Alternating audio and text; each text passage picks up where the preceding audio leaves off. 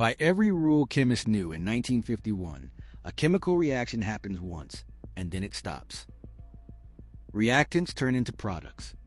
The mixture settles, the color goes still, and the beaker sits quiet on the shelf.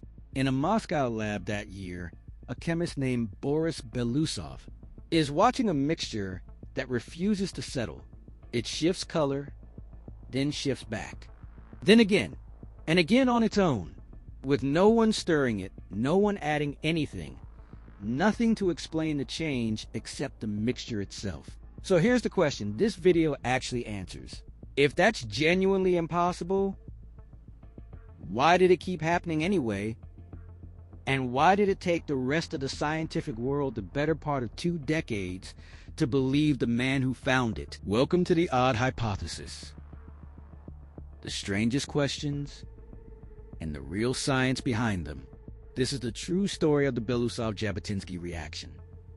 The finding 2 journal editors called impossible, the man who paid for being first, and the reason his error turned out to be one of the most important discoveries in 20th century chemistry. Boris Pavlovich Belousov wasn't trying to break any rules.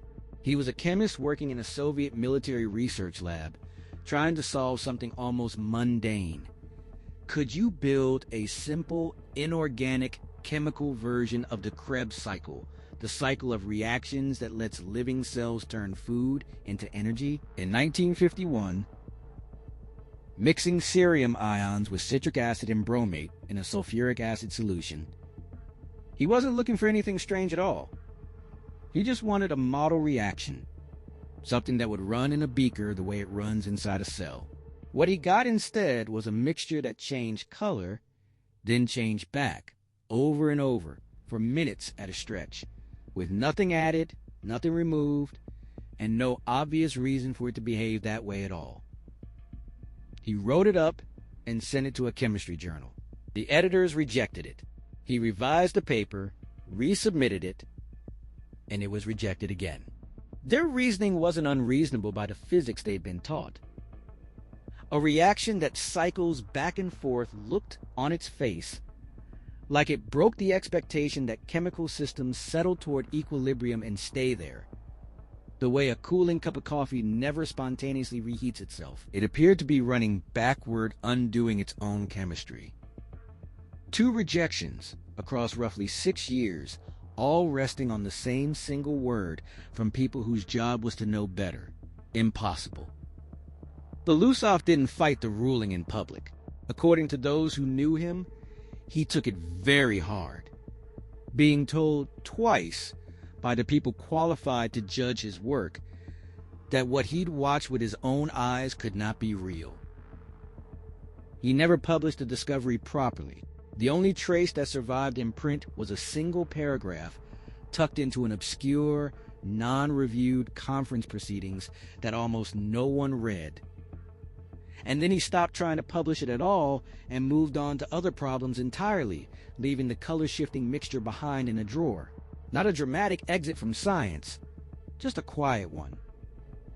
The reaction that would eventually carry his name almost died with that decision, unread and unrepeated. Here's the turn. Belousov's notes didn't disappear. A colleague, Simon Schnall, had seen the work years earlier and never stopped thinking it deserved a second look, even after Belousov himself had given up on it. Long after Belousov walked away from the problem, Schnall rescued those notes from wherever they'd been sitting and handed the whole puzzle to a young graduate student to chase down properly. His name was Anatol Zhabotinsky, and what Zhabotinsky was about to find would take the impossible label and turn it completely inside out.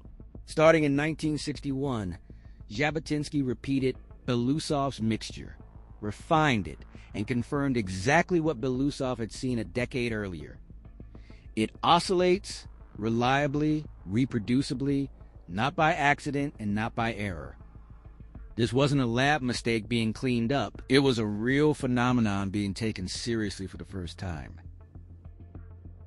If a decade-old mistake turning out to be real doesn't get a reaction out of you, I don't know what will.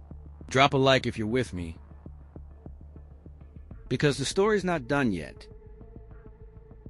In 1968, at a conference in Prague, the reaction reached an international audience for the first time, and scientists from outside the Soviet Union finally saw it for themselves.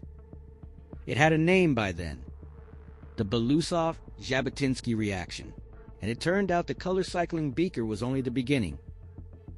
Spread thin in a shallow dish, the same chemistry doesn't just flicker. It grows, spreading rings and spirals, expanding across the surface like something alive. Here's what's actually happening, and it does not break any law of chemistry. The cerium in Belousov's mixture cycles back and forth between two oxidation states, cerium-3 and cerium-4, feeding a loop that keeps resetting itself over and over before the system finally settles once its chemical fuel runs out.